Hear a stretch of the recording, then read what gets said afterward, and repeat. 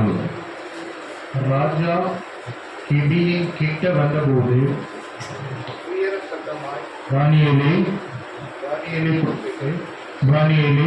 ஜீவனுள்ள தேவனுடைய தாசனே, நீ இடைவிடாமல் ஆராதிக்கிற உன் தேவன் உன்னை சிங்கங்களுக்கு தப்பிவிக்க வல்லவரா இருந்தாரா என்று தானியேலை கேட்டான். அப்பொழுது தானியேல், ராஜாவே, நீ என்றும் வாழ்வர். சிங்கங்கள் என்னை சேதப்படுத்தாதபடிக்கு தேவன் தம்முடைய தூதனை அனுப்பி அவைகளின் வாயை கட்டி போட்டார். அது ஏனென்றால் அவருக்கு முன்பாக நான் குற்றமற்றவனாய் காணப்பட்டேன். ராஜாவாகிய உமக்கு முன்பாகவும் நான் நீதிக்கேடு செய்ததில்லை என்றான். அப்பொழுது ராஜா தன்னில் மிகவும் சந்தோஷப்பட்டு தானியேலை கெபியிலிருந்து தூக்கிவிட சொன்னான். அப்படியே தானியேல் கெபியிலிருந்து தூக்கிவிடப்பட்டான். அவன் தன் தேவன் பேரில் விசுவாசமாய் இருந்தபடியால் அவனில் ஒரு சேதமும் காணப்படவில்லை. தானியேல் மேல் குற்றம் சாட்டின மனுஷரோ வென்றால் ராஜா கொண்டு வர சொன்னான். அவர்களையும் அவர்கள் குமாரரையும் அவர்கள் மனைவிகளின் சிங்கங்களின் கெபியில் போட்டார்கள். அவர்கள் கெபியின் அடியில் சேரும் முன்னே சிங்கங்கள் அவர்கள் மேல் பாய்ந்து அவர்கள் எலும்புகளை எல்லாம் நொறுக்கி போட்டது. பாருங்க, தானியேலை குற்றம் சாட்டப்பட்ட ஒரு மனிதராக இருந்தார். ஏனென்றால் தேசாதிபதிகள் அத்தனை பேர் இருந்த போதில் தானியேல் ராஜாவுக்காக உண்மையான ஒரு மனிதனாக இருந்தார். பதவி உயர்வு கிடைத்தது. நம்ம இன்னைக்கு வேலை செய்கிற இடத்துல உண்மையாக உழைக்கும் பொழுது பல எதிர்ப்புகள் வரும். நம்ம பக்கத்தில் இருக்கிறவங்க என்ன செய்வாங்க அப்படின்னா, நமக்கு விரோதமாக பலவிதமான எதிர்ப்புகளை தெரிவிப்பாங்க. ஏன்னா நேற்று வந்தவன் இன்னைக்கு என்ன அவன் கூட தூரம் வந்துட்டான் அப்படின்னு சொல்லி நம்ம மேல வீண் பழிகளை என்ன செய்வாங்க போட்டு எப்படியாகிலும் மாற்ற வேண்டும் என்று சொல்லி அவர்கள் கங்கணம் தேடுவார்கள். இன்னைக்கு அதே மாதிரிதான் தானியேல் பிரதான மந்திரியாக அங்கே இருந்த போதிலும் மற்றவர்களை காட்டிலும் தானியேலை இந்த ராஜா உயர்வாக வைத்திருந்தார். ஏன்னா உண்மையான மனிதன், உண்மையாக உழைக்கிறார். அந்த ராஜ்யத்துல உண்மையான சேனாதிபதியாக இருந்தவர். ஆகவே இவர் உயர்வு வைத்தவுடனே மற்றவர்களுக்கெல்லாம் அது பிடிக்கல. உடனே ஒரு சட்டம் போட்டான், ராஜாவை தெய்வமாக்கிட்டாங்க. எப்படின்னா ராஜாவை தெய்வமாக்கிட்டாங்க. 3 நாளைக்கு என்ன சொல்றாரு, யாரும் அவரை தவிர வேற எந்த தெய்வத்தையும் கும்பிடக்கூடாது. அப்ப ராஜாவிட்ட உத்தரவை வாங்கியாச்சு. என்ன செய்யாங்க, நம்ம கிராமத்துல பாத்தீங்கன்னா கொட்டடிப்பாங்க. என்ன அப்படின்னா, விளம்பரத்துக்காக பஞ்சாயத்திலிருந்து இன்னைக்கு தண்ணி திறக்கிறாங்க அப்படின்னா, அணையிலிருந்து தண்ணி திறக்கிறாங்கன்னா ஒரு இது போடுவாங்க, ட்ரம்ல அடிச்சு சொல்லுவாங்க, இன்னைக்கு யாரும் ஆற்று ஓரமா வரக்கூடாது, யாரையும் என்ன சொல்றாங்க பார்க்கக்கூடாது, வீட்டை விட்டு வெளியே வரக்கூடாதுன்னு சொல்லி உத்தரவு கொடுப்பாங்க. அது மாதிரி அங்கே ட்ரம்ஸ் அடிச்சு சொல்லியிருப்பாங்க. அங்கே சொல்லுவாங்க என்னன்னா, ராஜாவை தவிர வேற எந்த தெய்வத்தையும் வணங்கக்கூடாது. ஆனா தானியேல் என்ன சொல்றா தெரியுமா, நீ என்ன சட்டம் போட்டாலும். இன்னைக்கு பாத்தீங்கன்னா கொரோனா நாள் வந்தது. கொரோனா வந்தோடனே 2 வருஷமா வீட்டுல தான் முடங்கிக்கிறாங்க. ஆனா முடங்கிக்கிறதாலும் தேவனுடைய வார்த்தையை கேட்பதற்கு தேவன் அதுக்கு ஆன்லைன் மூலம் ஒரு வாசல்களே திறந்தார் இல்லையா, திறந்தாரா இல்லையா? இன்னைக்கு ஆலயங்கள் எல்லாம் அடைக்கப்பட்ட போதிலும் தேவனுடைய வார்த்தைகளை ஆன்லைன் மூலம் இன்னைக்கு நம்ம பார்த்தோம். தொழில்நுட்பம் பெருகிட்டு, ஆனாலும் கர்த்தர் அதன் மூலம் தேவனுடைய வார்த்தையை கேட்கும்படியாக செய்தார். தானியேல் என்ன செய்தார்னா, முன்போல மேலறையில போய் அந்த எருசலேம் தேவாலயத்திற்கு நேராக கதவை திறந்தார்.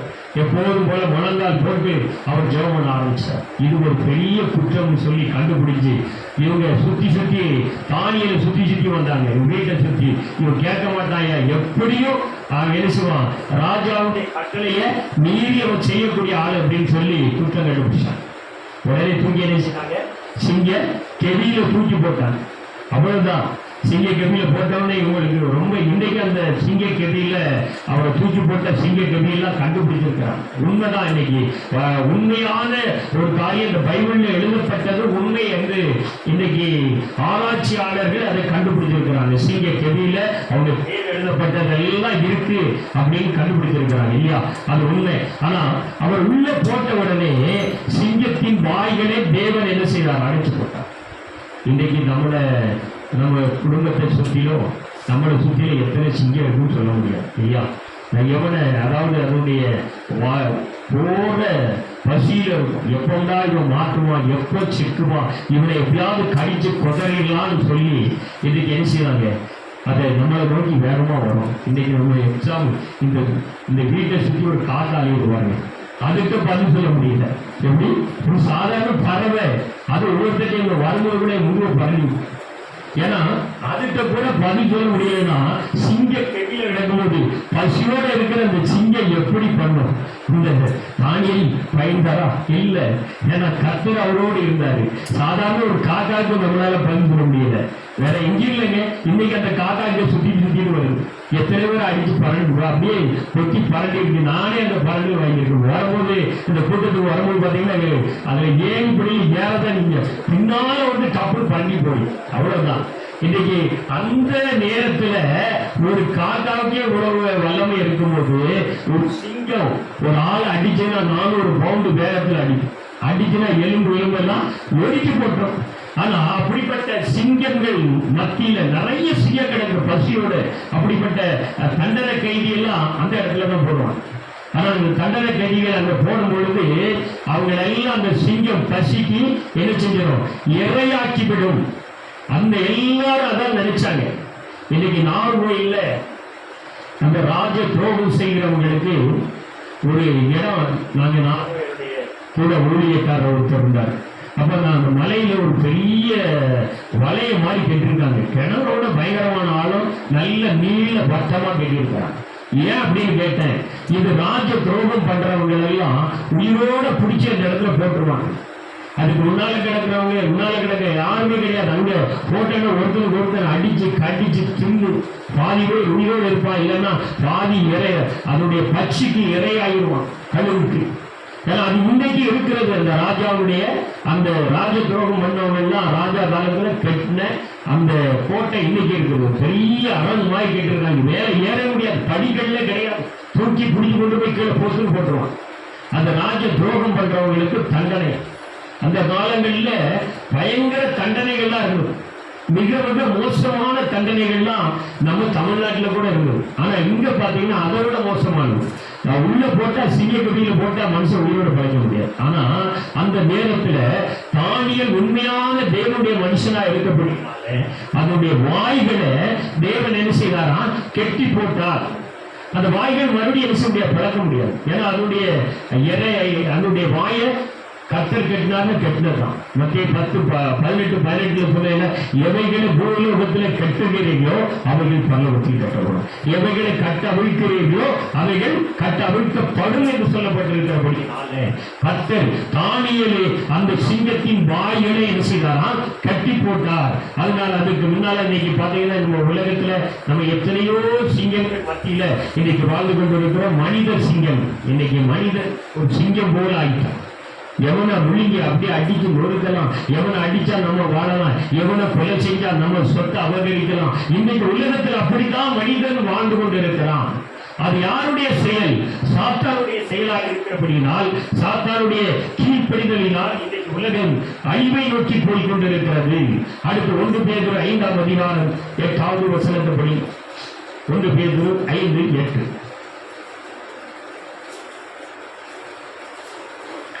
தெரிந்த புத்தி உள்ளவர்களாய் இருந்தது விழித்திருங்கள், ஏனெனில் உங்கள் எதிராளியாக பிசாசானவன் கெர்ஜிக்கிற சிங்கம் போல் எவனை விழுங்கலாம் என்றோ வகை தேடி சுற்றி செய்கிறார். பாருங்க, எவனை விழுங்கலாம் என்று வகை தேடிக் கொண்டிருக்கிறான். சிங்கம் விழுங்குமா? சிங்கம் யாரையாவது விழுங்குமா? அதே விஷயம். சிங்கம் கடிக்கதான் செய்யும், கடிச்சு நொறுக்கி அதுக்கப்புறம் தான் திங்கும். எவனை விழுங்கலாம்னா யாரு? சர்ப்பம் தான் விழும். சர்ப்பத்தை பார்த்தீங்கன்னா நெரிச்சு அப்படியே சீபனை நெரிச்சு எழுச்சிக்கிறோம், வாயை கொண்டு அப்படியே விழுங்கதான். பிசாசு அப்படிதான், யாரை விழுங்கலாமோ என்று வகை தேடிக்கொண்டிருக்கிறான். இன்றைக்கு சர்ப்பம் அப்படித்தான் இருக்கும். அந்த சர்ப்பத்தின் ஆதிக்கம் இன்றைக்கு உலகத்தில் நிறைஞ்சிடும். அதனுடைய கிரியைகள் நிறைந்த இந்த உலகத்துல நாம வாழ்ந்து கொண்டிருக்கிறோம் இல்லையா? இன்னைக்கு சர்ப்பத்தின் ஆதிக்கம் நிறைந்த ஒரு உலகம். பிசாசு மின்னல் போல கீழே என்ன செஞ்சுட்டான், விழுந்துட்டான். அவன் இந்த பூமி முழுவதுமாக ஆளுகைக்குள்ள இன்றைக்கு காணப்படுகிறான். ஆகவே தான் இன்றைக்கு அந்த சாத்தானானவன் எதிரி. நமக்கு யார் எதிரி? மனுஷன் கிடையாது.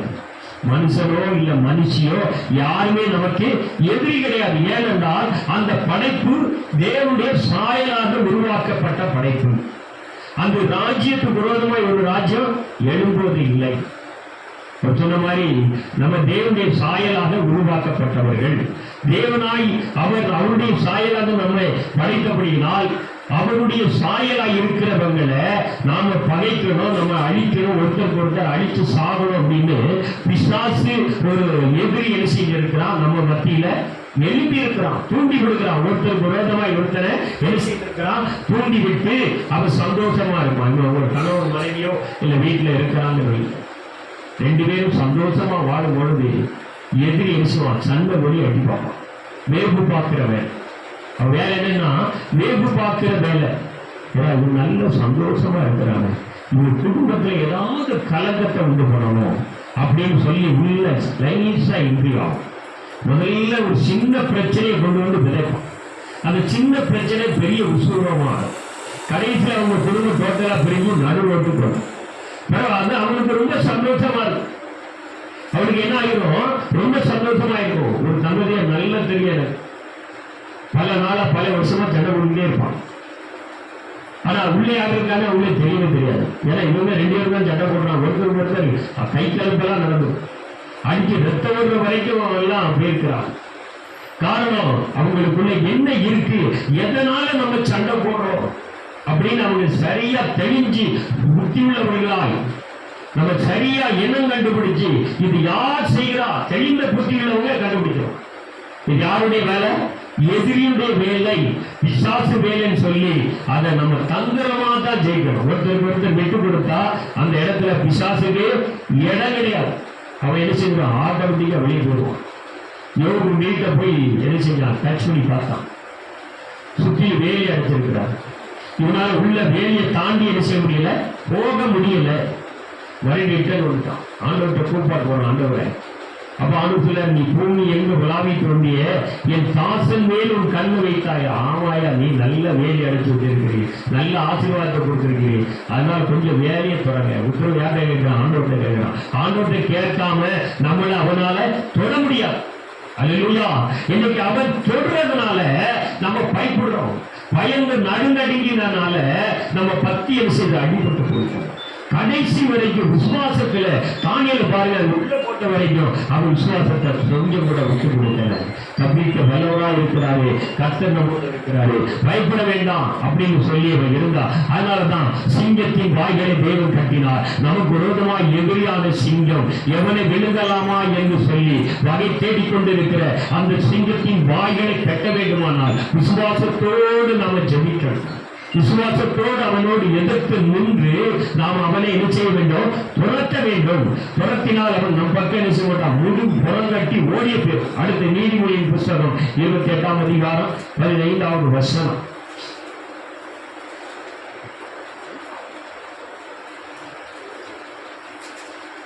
ஏழை ஜனங்களை ஆளும் துஷ்ட அதிகாரி கர்ஜிக்கும் சிங்கத்துக்கு அலைந்து திகிற கரடிக்கும் ஒப்பாய் இருக்கிறார்.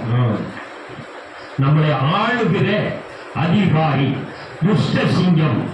இன்னைக்கு நம்மளை ஆளுகிற அதிகாரிகள், நாட்டை ஆளக்கூடிய பிரதமரோ இல்ல முதலமைச்சரோ நம்மளை ஆளுகிற ஒரு அதிகாரியா இருக்கிறான். அவங்க நல்ல ஒரு அதிகாரியா இருக்கும். அப்படிப்பட்ட இல்லாம ஒரு துஷ்ட அதிகாரி எப்படின்னா, நம்ம வேலை செய்கிற இடத்துலையும் கூட நமக்கு அதிகாரிகளை கொடுத்திருக்கிறார் கர்த்தர். அந்த அதிகாரி நம்ம கண்டாலும் பிடிக்காது. சிலவங்களை நல்ல மனுஷனை கண்டா பிடிக்காது. ஏன்னா அவன் லஞ்சம் வாங்கி பொறுத்து போயிருப்பான். லஞ்சத்தை இவன் வந்தவங்க வாங்க முடியல. அப்ப நம்ம எப்படியாவது இந்த இடத்த விட்டு அவனை மாத்திடணும் அப்படின்னு அவன் துஷ்ட குணத்தை வெளிப்படும். உடைய துஷ்ட குணம் அப்ப என்ன செய்யும், வெளிப்பட ஆரம்பிக்கும். வெளிப்பட்டதுன்னா என்ன செய்யும், அந்த துஷ்ட காரியத்தினால ஜனங்கள் என்ன செய்வாங்க, அவதிப்படுவாங்க. நல்ல திட்டங்களை கொண்டு வர மாட்டான். ஏன்னா அந்த நல்ல திட்டங்கள் வந்தா மக்கள் பலன் அடைந்துருவாங்க, அவன் பலன் அடைய முடியாது. ஆகவே அவன் மனுஷர்களுக்கு சேரக்கூடிய நல்ல திட்டங்கள் எல்லாம் அவன் பாக்கெட்ல போடுவான். ஆனா கெட்டது மட்டும் மக்களுக்கு செய்வான். ஏன்னா அவங்க அடிமையாகவே இருக்கட்டும், அடுத்த முறையும் நம்மளை தான் தேர்ந்தெடுக்கணும், நல்லது செஞ்சா அவங்க நம்மளை மறந்துடுவாங்கன்னு சொல்லி நம்ம நினைவில் இருக்கும்படியாக எல்லா காரியங்களையும் அந்த துஷ்ட அதிகாரிகள் செய்வான். இப்ப வேலை செய்கிற இடத்துல நமக்கு ஒரு அதிகாரியை கொடுத்திருப்பாங்க. வேலை செய்கிற இடத்தையும் நமக்கு என்ன செய்வாங்க அப்படின்னா அவங்க துஷ்ட செயல்களை செய்வாங்க, நம்மளை நசுக்குவாங்க.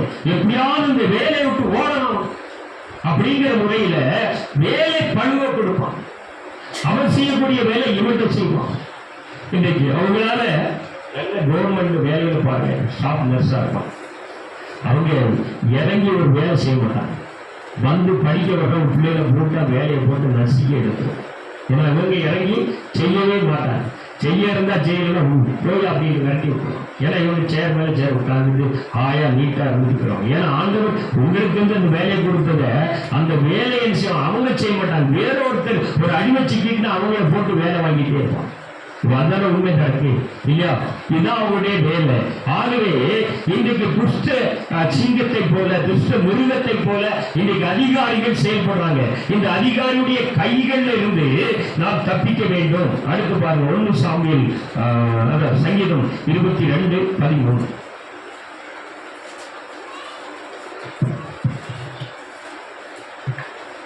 பீறி கெர்ச்சிக்கிற சிங்கத்தை போல் என்மேல் தங்கள் வாயை திறக்கிறார்கள். பீறி கெர்ச்சிக்கிற சிங்கத்தை போல் பீறி கெர்ச்சிக்கிற சிங்கத்தை போல தங்கள் வாய்களை திறக்கிறாங்க. எப்படின்னா பீறுகிற சிங்கம். இன்னைக்கு பீறுகிற மனுஷன் கெட்ட வார்த்தைகளால நம்ம வேலை செய்வான். எப்ப பார்த்தாலும் பீறிக்கிட்டே இருக்கும்.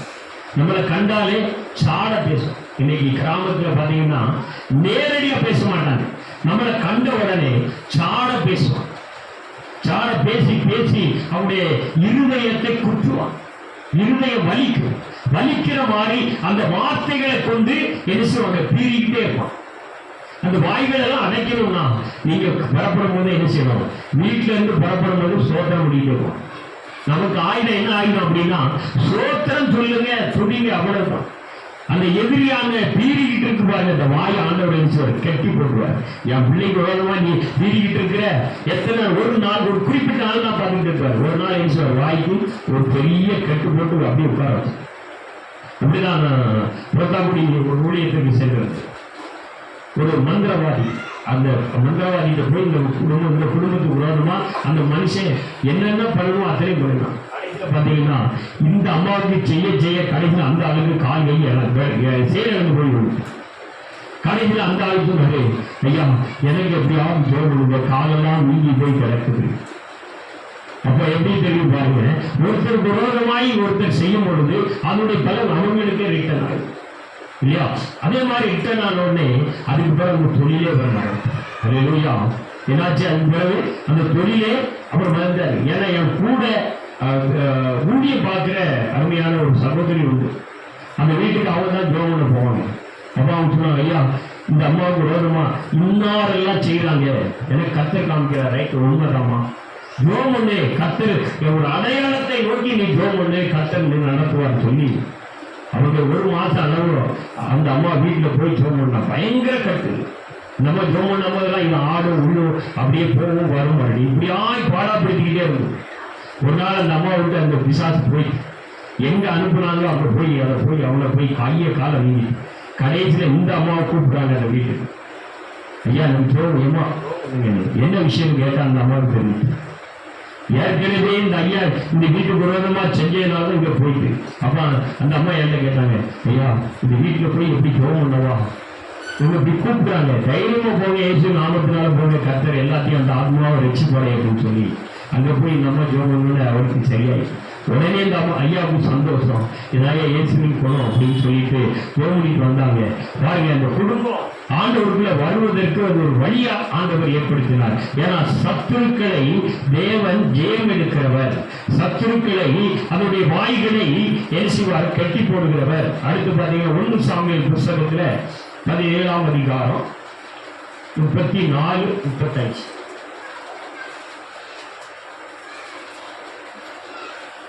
தாவீது சவுலை பார்த்து, உம்முடைய அடியான் என் தகப்பனுடைய ஆடுகளை மேய்த்து கொண்டிருந்த போது ஒரு விசை ஒரு சிங்கம் ஒரு விசை ஒரு கரடியும் வந்து மந்தையில் இருக்கும் ஒரு ஆட்டை பிடித்துக் கொண்டது. நான் அதை தொடர்ந்து போய் அதை அடித்து அதை அதன் வாய்க்கு தப்புவித்தேன்.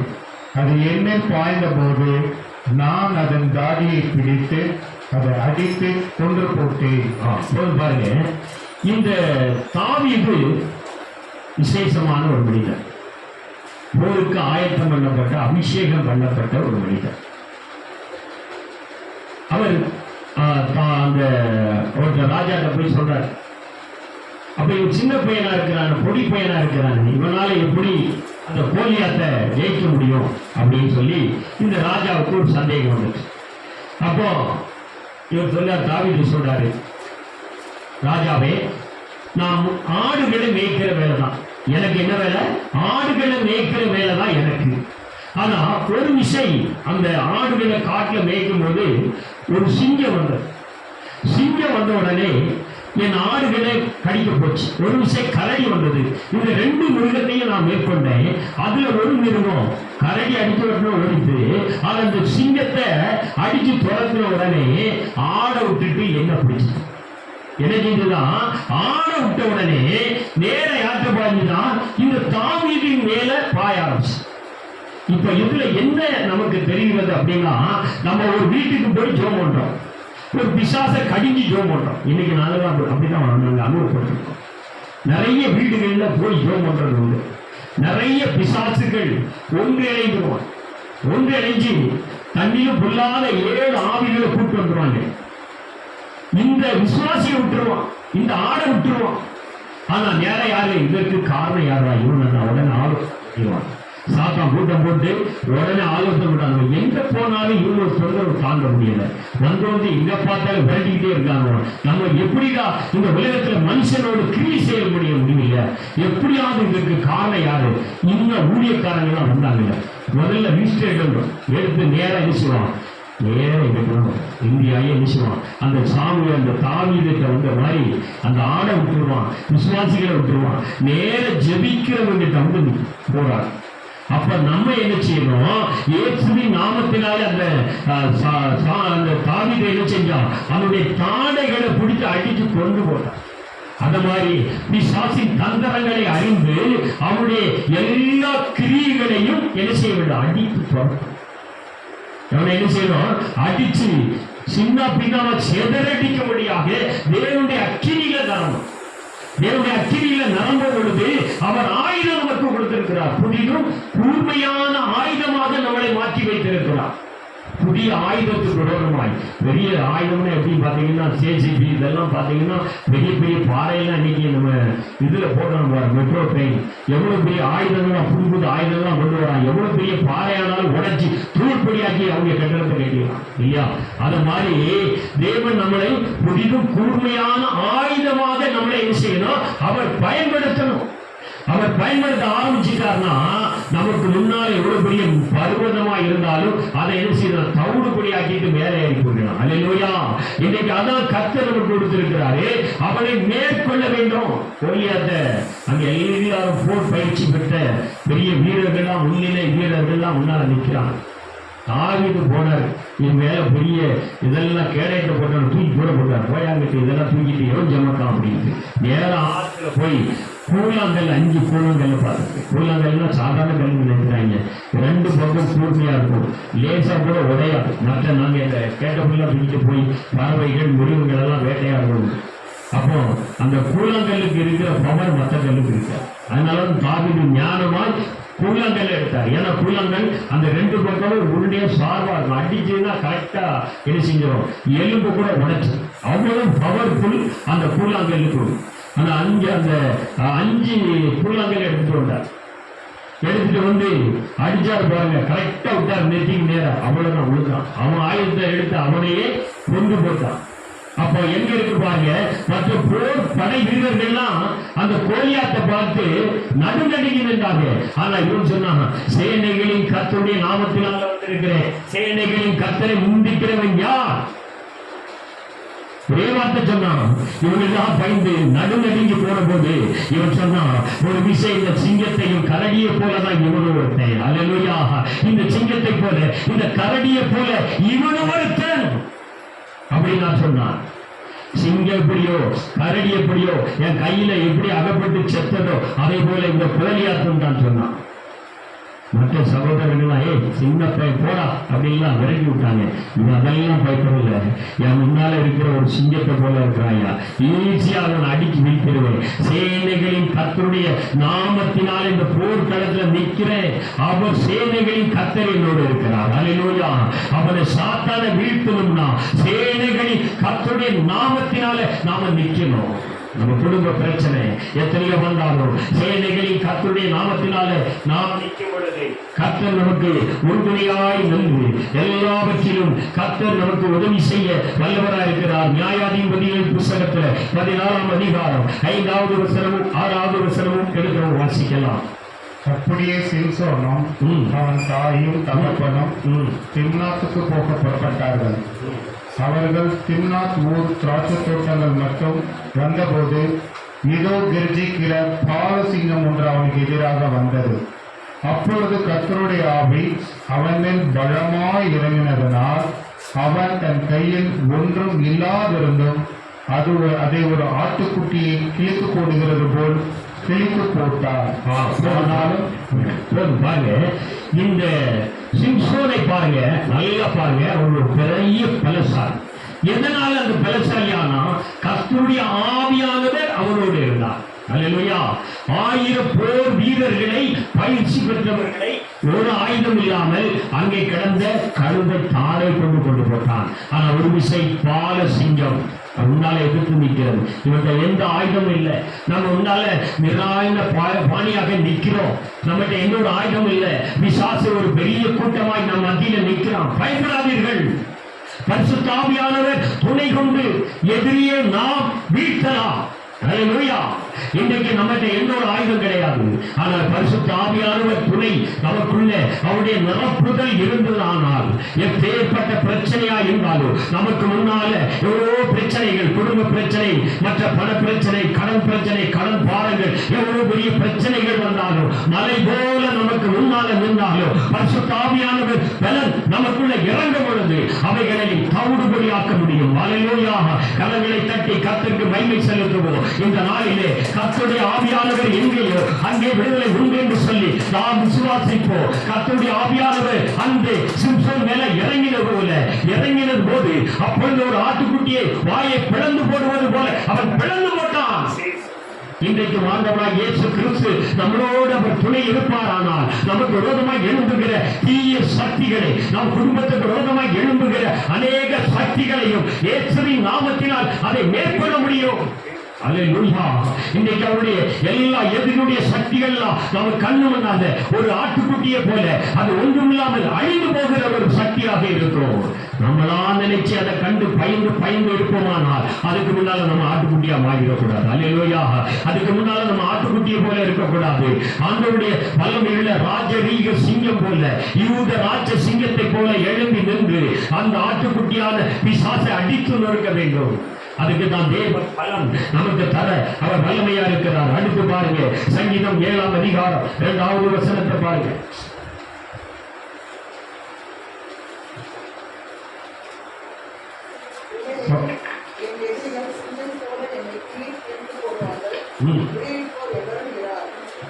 சரி பாருங்க, தீர் போட எல்லோரும் இல்லை என்று ஆகிறது. அடுத்து வெளிப்படுத்துவது 10:3.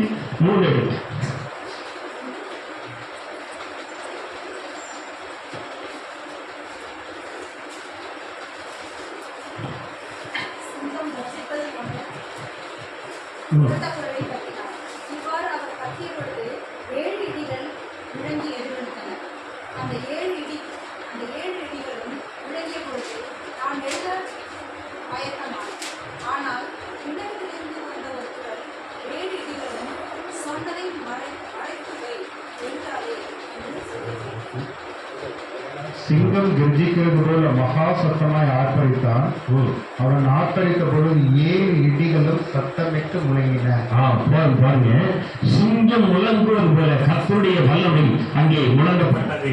7 இடிகள் போல இன்றைக்கு வானத்தில் பயங்கரமான சத்தம் உண்டாகிட்டு இல்லையா? பிசாசுக்கு விரோதமாய் தேவ ஆவியானவர் அவர் முழக்கம் இடுகிறார். யூத ராஜ சிங்கத்தை போல அவர் முழக்கம் விடும் பொழுது பிசாசின் கிளிகள் 7 இடி முழக்கங்கள் போல அவருடைய வல்லமை இறங்கும். சிலருடைய ஜோமன் போது பார்த்தீங்கன்னா இடி முழக்கம் சத்தம் பயங்கரமாக கேட்கும். இப்போ பிசாசு என்ன செய்யணும்? அந்த சரீரத்திலிருந்து ஆடி ஓடுவதை பார்க்கணும். ஏன்னா இடி முழக்கத்தின் தேவன் அவர் கட்சிக்கிற சிங்கம் போல அவர் என்ன செய்வார்? யூத ராஜ சிங்கத்தின் கோத்திரமாகிய இயேசு கிறிஸ்துவினுடைய இடி முழக்கத்தின் சத்தத்தை கேட்ட உடனே பிசாசு என்ன செய்யும்? நடுநடுங்கி ஓடி போய்விடும். அடுத்து பாருங்க, லூக்கா எழுதிய சுவிசேஷம் 10ஆம் அதிகாரம் 17, 18, 19.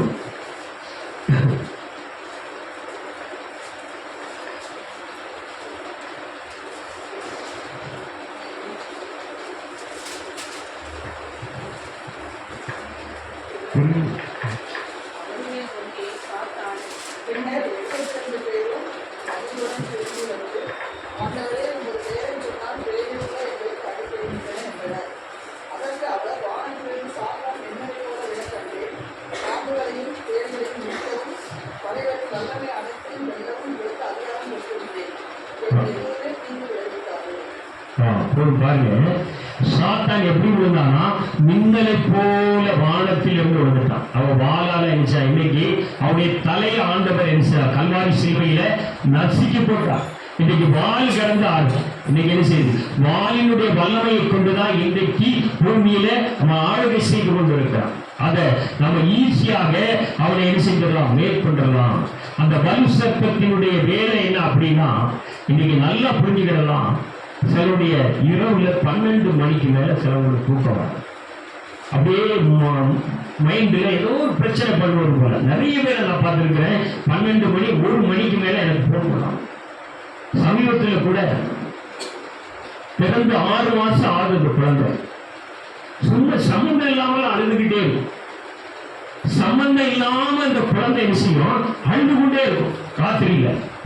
ஆனா அவங்க என்னெல்லாம் கொடுக்க வேண்டிய வைத்தியெல்லாம் பண்ணி பார்ப்பாங்க. ஆனா அழுகை நிற்கவே நிற்காது. ஆனா அதுக்கு போன்ல ஜோம் பண்ணும்போதுதான் தெரியுது அது ஒரு பிசாசின் வல்லமை என்று. ஆண்டவருடைய நாமத்தை சொல்லி ஜபிக்கும் பொழுது இன்னும் முன்னை விட அதிகமாக அப்புறம் கொஞ்ச நேரத்துல அது அப்படியே அமைதியாது. அந்த உடம்பு விட்டு அது தன்னால் போயிடும் நினைக்கிறேன். அப்படியே கொஞ்ச நேரத்துல தூங்கிடும். காலையில வரைக்கும் எந்த பிரச்சனையும் இருக்காது. ஆனா பாருங்க, இன்றைக்கு பிசாசினுடைய வல்லமைகளை மேற்கொள்ள வேண்டும். இன்னைக்கு அவன் தந்திரமாக நிறைய வீடுகள்ல நிறைய பெரியவங்க சிறியவங்க யாருமே கிடையாது. எல்லாரையும் அவன் என்ன செய்யலாம்? ஆளுகை செய்து கொண்டிருக்கிறான். அவனுடைய ஆளுகையில இருந்து விடுதலை பெற வேண்டும். அவனுடைய எல்லா ஆளுகை அவனுடைய தந்திரங்கள் எல்லாவற்றையும் என்ன செய்ய வேண்டும்? முறியடிக்கப்பட வேண்டும். வெளிப்படுத்தும் விசேஷம் 12ஆம் அதிகாரம் 4, 9 படிச்சு பாருங்க. 4ஆம் அதிகாரம் 4வது வசனம் 9வது வசனம்.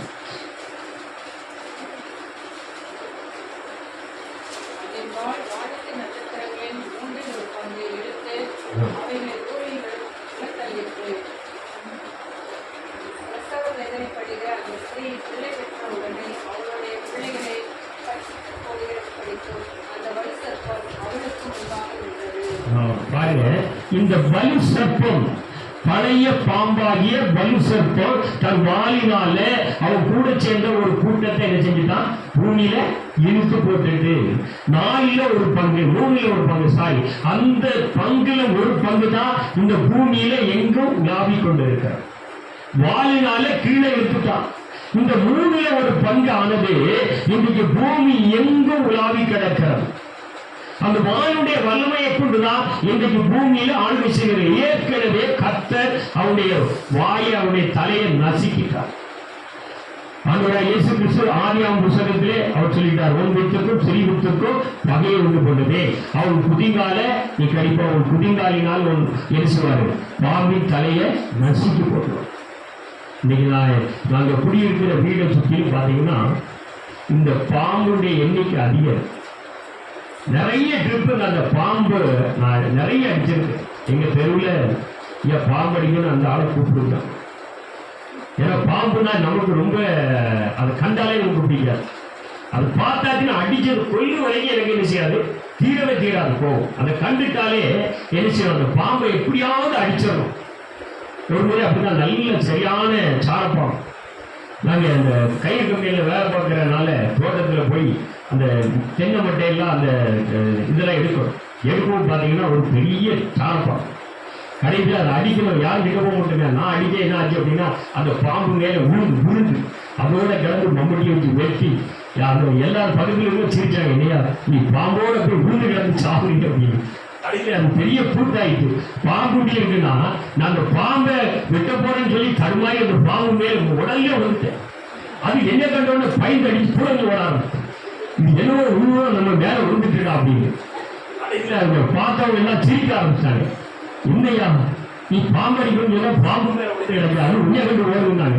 கடைசி உடலை பின்னால புரட்டிட்டு போய் மம்பட்டியால தூத்துல ஒரே வெட்டா துண்டா வரும். அவ்வளவுதான்.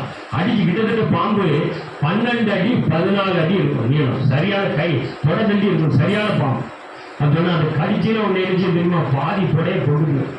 ஏன்னா நான் நிறைய கடி வாங்கியிருக்கேன், நாய் கடி, மனுஷன் கடி, பாம்பு கடி கூட நான் காலில் வாங்கியிருக்கேன். ஏன் அப்படின்னா நாங்கள் குளிக்க போகும்போது இந்த பாம்பை கண்டாலே பிடிக்காது. என்ன அப்படின்னா தண்ணி பாம்பெல்லாம் கண்ணி போட்டு இழுத்து வெளியே தூக்கி போட்டு அரைமுறை அடித்து அதுக்கு மண்ணை சுற்றி கொளுத்தி விடுவோம். அது ஓடுறத பார்த்தீங்களுக்கு ஒரு வேடிக்கை. அது மாதிரி ஓந்தானை பிடிச்சி கொண்டாந்து அதுக்கு மேலே நல்ல துணியை சுற்றி மண்ணெண்ணை ஊற்றி அப்படியே கொளுத்தி விடுவோம், ரசிச்சுக்கிட்டே இருக்கும். அது என்ன செய்யும், அப்படியே துடிச்சு செத்துப்போம். ஆனா ஆக மொத்தத்தில் அதை கண்ட உடனே ஒரு நாள் என்ன செஞ்சுட்டு அப்படின்னா அந்த பாம்பு அரைகுறையா கண்ட உடனே என்னுடைய காலை படக்கு கடிச்ச உடனே அது என்னாச்சு அப்படின்னா அந்த இடத்த விட்டு போக முடியல. ஏதோ பிடிச்ச அந்த பாம்பு பள்ளி பஞ்சிச்சு. கடையில் தலையை வெட்டியாச்சு, தலை வெட்டினாலும் பள்ளி எரிஞ்சுட்டு பதிஞ்சிச்சு. கடைசியில் கம்பை விட்டு வெளியே எடுத்து அந்த பாம்பை தூக்கி கூட போட்டான். அது தண்ணி பாம்பு, தண்ணி சாரனால ஒன்றும் செய்யல, வேற ஏதாவது விஷம் தலையில் எறியும். ஆனா பாருங்க, ஆக மொத்தத்தில் இந்த பாம்பை கண்டாலே எனக்கு பிடிக்காது. அதே மாதிரி இன்றைக்கு பாம்பு உருவத்துல மனுஷன் ஆளுகை செய்யும். இன்னைக்கு நிறைய வீடுகள்ல என்ன ஆயிட்டு அப்படின்னா மனுஷனுடைய சரீரத்துல இந்த பாம்பு ஆவியல் செய்கிற உள்ள போய் அந்த நாக்க பார்த்தீங்கன்னா அப்படியே மரத்து போயிருக்கும். யோமன் ஆரம்பிச்சாச்சுன்னா என்ன செய்யும், அந்த பாம்பு சவுண்ட கேட்க உசு உசுன்னு சவுண்டு கேட்க. எங்க இருந்து வரும்னு பார்த்தா அந்த மனுஷனுடைய உடல்ல இருந்து அந்த பாம்புடைய சவுண்ட நம்ம கேட்கலாம். உசு உசுறு எதையும். ஏன்னா உழுந்து போன வலி சர்ப்பத்தின் ஆவி அது மனுஷனுக்குள்ள இருந்து அதை என்ன செய்யும், பலவீனப்படுத்தும். அந்த பலவீனத்தின் ஆவிய நம்ம மேற்கொள்ளணும். கர்த்தர் நமக்கு அதிகாரம் கொடுத்திருக்கிறார். என்ன சொல்லியிருக்கிறார் பாருங்க, லூக்கா 10 17 18 19 அது பல பிசாசுகளை புரட்டிட்டு வந்து 70 பேர் 2 பேரா போனாங்க. போய் புரட்டிட்டு வந்து ஆண்டவருக்கு சொன்னாங்க, ஐயா உடைய நாமத்தினால எல்லாம் கீழ்படியுது அப்படின்னாங்க. அவர் சந்தோஷப்பட்டார். பரவாயில்ல, என் பிள்ளைகள் என்னையும் பலத்த அற்புதங்களை செய்யறாங்க அப்படின்னு ஏற்றுவானவர் அதை என்ன செய்யறாரு, சந்தோஷப்பட்டாரு. ஆகமத்துல இந்த விழுந்து போன தூதனானவன் இன்றைக்கு பூமியில பாம்பு என்ன ஆதியாம் புஸ்தகத்துல 3ஆம் அதிகாரம் 1வது வசனத்துல பாருங்க. அதனுடைய தந்திரம் என்னன்னு நம்ம புரிஞ்சுக்கலாம் கொஞ்சம் வேகமா. ஆதியாம் புஸ்தகம் 3:1வது வசனமும் வாசிக்கணும்.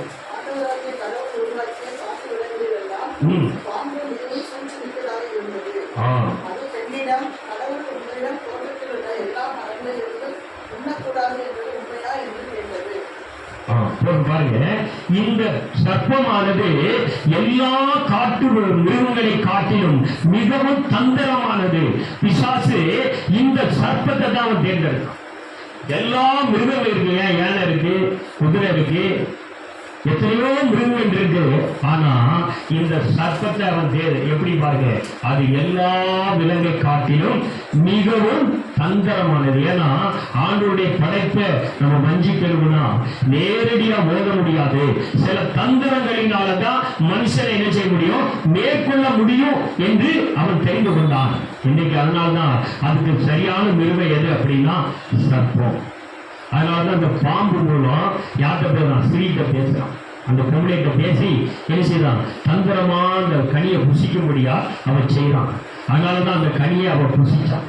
ஏன்னா இவன் நினைச்சுக்கிட்டான் அந்த புருஷத்தை சொன்னா இதை கேட்க மாட்டான், அந்த மனுஷிக்க சொன்னா கேட்பான்னு சொல்லி இவன் தந்திரமா மனுஷிக்கத்தான் பேசுறான். ஏன்னா அது பக்கத்துல இந்த மனுஷனை உலாகிட்டு இருப்பான், பார்த்துருப்பான். தந்திரமா எப்போ நமக்கு தந்திரமான செயல் கிடைக்கும் சொல்லி இந்த பிசாசை எழுதிதான் அந்த உடம்புல போட்டுட்டான். எந்த உடம்புல? வலு சர்ப்பத்தியமாகிய அந்த சர்ப்பத்தின் உடம்புல அவன் போட்டுட்டான். அதனாலதான் இன்னைக்கு வரைக்கும் அவன் சர்ப்பமாக இருக்கிறான். அல்லேலூயா. இன்னைக்கு அவன் விழுந்து போனபடினாலதான் அவன் தந்திரத்தினால அவன் மேற்கொள்ளப்பட்டான். ஆகவே அவன் தந்திரங்களை நாம் மேற்கொள்ள வேண்டும். அதுல 14வது வசனம் படிங்க. 3:14.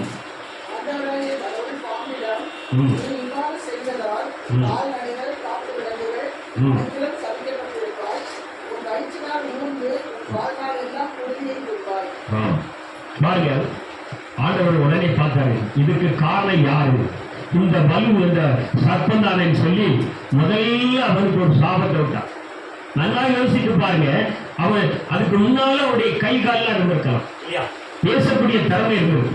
அப்ப அவன் மரத்துல ஏறி அவன் கிடக்கிறான்னா அப்ப ஆண்டவர் 2வது அதுக்கு ஒரு சாபத்தை விடும் பொழுதுதான் நீ வயிற்றுல நகர்ந்து போவாய்.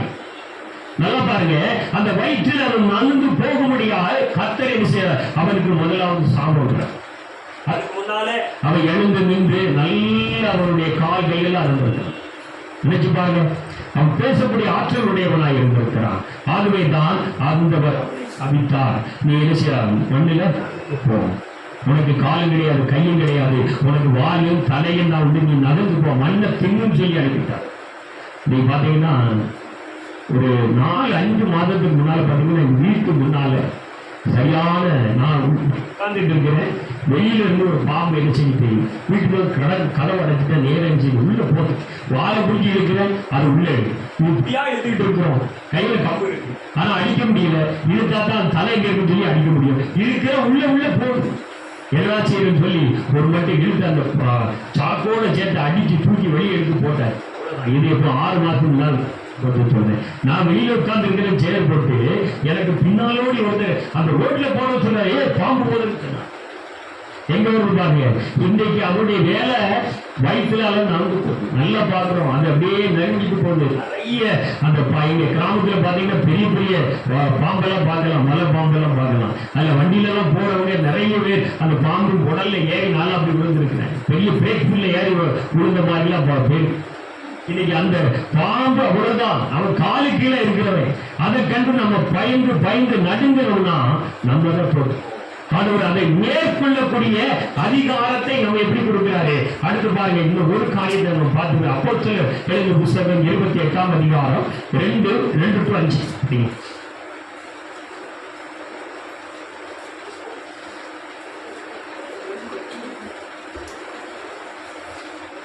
அப்போஸ்தலர் 28:2-5. 2, 3, 4, 5.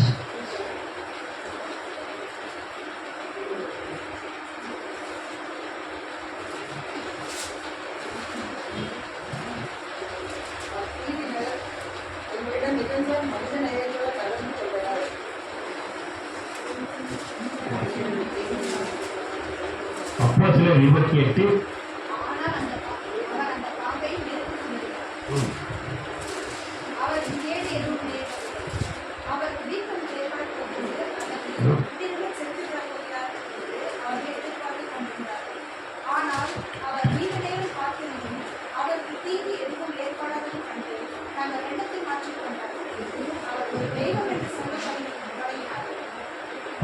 பாருங்க, இந்த அப்போஸ்தலர் பேதுரு என்ன செய்கிறார், அங்க போறாரு. போன இடத்துல ஒரு தீவுல கப்பல்லாம் உடைஞ்சிட்டு, அப்ப கரை சேர்ந்துட்டாங்க. சேர்ந்த இடத்துல இந்த சர்ப்பம் எப்படிப்பட்ட இடத்துல இருக்குமா, நல்லா புரிஞ்சுக்கிடுங்க. குளிர்ச்சியான இடத்துல தான் அந்த விறகு அடிக்க வச்சிருக்கிறாங்க. அந்த குளிர்ச்சியான இடத்துல அது என்ன செய்யும், தங்கி இருக்கும். அப்ப இவர் எடுத்தாரு, அந்த விரியன் பாம்பு நல்ல பாம்போட மகா கொடூரமான விஷம் நிறைஞ்சு அவரை தீண்டிட்டு தீர்ந்த உடனே தூக்கி நெருப்புல போட்டு கொண்டுட்டு அவர் பாட்டு அசால்ட்ட போறாங்க. ஆனா அந்த விஷம் என்ன செய்யல, தீண்டல. இன்னைக்கு நமக்கும் பிசாசு அதனுடைய விஷம் நம்மளை தாக்காதபடி இருக்கணும்னா நமக்குள்ள ஜெபம் என்கிற அக்கினி நமக்குள்ள, அல்லேலூயா, அந்த ஜெப அக்கினி நமக்குள்ள இருக்குமானால் நம்மளை எந்த பிசாசும் தீண்ட முடியாது. எந்த பிசாசுடைய விஷமும் நம்மளை என்ன செய்யாது, அது அணுகாது. நம்மளை விட்டு ஆட்டோமேட்டிக்கா என்ன செஞ்சிடும், கீழே இறங்கிடும். இன்னைக்கு நம்ம ஜெப அக்கினி இல்லாதனால்தான் சில நேரங்கள்ல பிசாசு நம்மளை மேற்கொள்றான், சோர்வடைய வைக்கிறான். அதனுடைய வேலை என்ன அப்படின்னா, நம்ம உடம்புல உடனே நிச்சயம் விஷத்தை தாக்கும். என்ன பண்ணுவான், பலவீனத்தை கொண்டு வருவான். நேர என்ன தலையிலிருந்து கீழே வரைக்கும் எந்தெந்த நரம்புல பிடிச்சா இவங்க கீழே உட்காருவாங்கன்னு சொல்லி நரம்பு நரம்பா இறங்குவான். அடுத்து பாத்தீங்கன்னா நம்முடைய யூரின்ல போய் உட்கார்ந்தோம், அடிக்கடி போய் அதுல இன்ஃபெக்ஷன் ஆகி அப்படியே உட்கார்ந்தோம். பிசாசு நம்ம உடம்ப ராத்திரி பாத்தீங்கன்னா உடம்பெல்லாம் குளிச்சாங்க. நான் ஒரு பிசாசு பிடித்த ஒரு மனிதருக்கு போய் ஜோமோட போயிருந்தேன். அவருடைய ஹார்ட்டை பார்த்தேன், பயங்கரமா துடிக்கி, இதயம் துடிக்கி, நாடி துடிப்பை பார்க்கிறேன். அது எப்போதும் துடிக்கிறதை விட நார்மலை விட அதிகமா துடிக்கிறது. ஒரு நார்மல் 60 ஒரு நிமிஷத்துக்கு 60 செகண்ட் துடிக்கக்கூடிய அந்த நாடி துடிப்பு 200 துடிப்புக்கு மேல ஓடுது. சட்டைக்கு மேல ஹார்ட் துடிச்சுக்கிட்டே இருக்கு. பயம், நடுக்கம், உடைய சரீரம் எல்லாம் ஐஸ் ஆகிறது. 1 மணிக்கு மேல உன்னால தூங்க முடியல. அவனுடைய மூளை டிப்ரெஷன் மாதிரி ஆயிடுது. அவன் எங்கேயோ புலம்ப ஆரம்பித்து விடுகிறான். பயம், மரண பயம், இதெல்லாம் யார் கொண்டு வருகிறா, பிசாசு கொண்டு வருகிறான். இந்த சத்தத்தின் ஆதிக்கம், இத ஜெபம் என்கிற அக்கினியை நம்ம மேல போட்டாச்சுன்னா அவனால தாக்கு பிடிக்க முடியாது. எரியுதுன்னு சொல்லி அவன் ஓடி போயிடுவான். அல்லேலூயா. திருச்சி மாவட்டம், திருச்சியில ஒரு கிராமத்துக்கு போயிருந்தேன். ஒரு வாலிப பிள்ளை, கிட்டத்தட்ட அதனுடைய கண்கள்லாம் மேல சொல்கிறோம், கையெல்லாம் இழுத்துக்கிட்டே இருக்கும், வெட்டி வெட்டி எடுக்கும். ராத்திரி 12 மணிக்கு மேல ஆயிடுச்சுன்னா அந்த தாய் தகப்பன் படுற கஷ்டமே வேற. இந்த வெட்டா சூரியத்தை முடிச்சுட்டு போகும்போது அவங்க எனக்கு அந்த 10 மணிக்கு ரயில்வே ஸ்டேஷன்ல நிக்கிறாங்க. நான் 12 1 மணி ஆகலையா, பரவாயில்ல நீங்க எப்படியாவது வரணும்னு சொல்லி கூப்பிட்டு போனாரு பாருங்க. அந்த பிள்ளைங்க கேரளம் பண்ணி பார்த்தாங்க, ஒண்ணும் இல்ல, டாக்டர் சொல்லிட்டாங்க, ஒண்ணும் இல்லையா, எங்களால ஒண்ணும் செய்ய முடியாது, வியாதியே இல்லைட்டாங்க. என்ன சொன்னாங்க, 1 லட்சம் ரூபாய் செலவு பண்ணி இருக்கிறாங்க. டாக்டரா அது என்ன வியாதியை கண்டுபிடிக்க முடியல. ஏன்னா அது வியாதி இருந்தா இது பிசாசு அந்த பிள்ளைய படிக்க விடாதபடி பயங்கரமாய் காலேஜ் ஃபர்ஸ்ட் இயர் போறா, முடியல.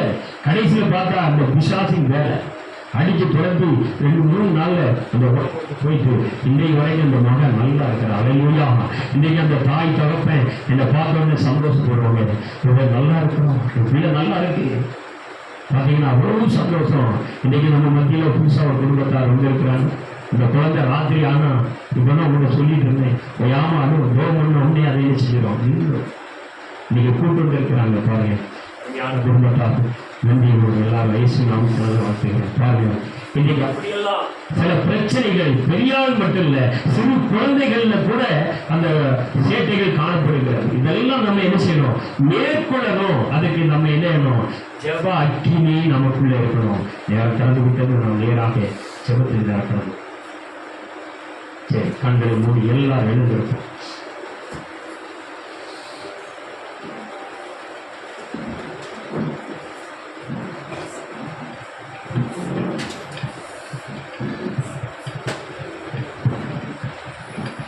எல்லாரும் கண்களை மூடி தேவனை நோக்கி பார்ப்போம். நம்மளை படைத்தவர், நம்மளை உருவாக்கின தெய்வம் ஏசப்பா இருக்கிறார்.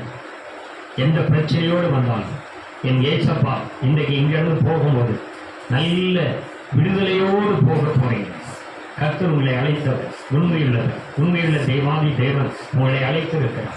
உங்களை விடுதலை பண்ண அவர் கூட்டு வந்திருக்கிறார். உங்கள் குடும்பத்தில் எவ்வளவு பெரிய கஷ்டங்கள் நஷ்டங்கள் வந்தாலும் என் தேவாதி தேவன் இந்த நிமிஷத்துல இருந்து ஏசப்பா உங்களுக்கு விடுதலை தரப்போகிறார். வல்லமையின் மேல் வல்லமை இறங்கட்டும். தேவாதி தேவனை உமக்கு ஸ்தோத்திரம் நன்றி சொல்லுகிறோம் அப்பா. இந்த நாளை எங்களுக்கு தந்துறீங்கப்பா, அதற்காக நன்றி ஆண்டவரே. அப்பாவுடைய வசனத்தின் மூலம் எங்களுக்கு ஜெப அக்கினி எங்கள் மேல ஜெப அக்கினி ஊற்றப்படட்டும். ஜெப அக்கினி எங்கள் மேல ஊற்றப்படட்டும். ஜெப அக்கினி ஓ ரீபாலா ஷாகல்லா ரீபாலா ரீபா காலா ரீமாலா அக்கினி ஊற்றப்படட்டும். எல்லா கவலைகளும் மாறட்டும்.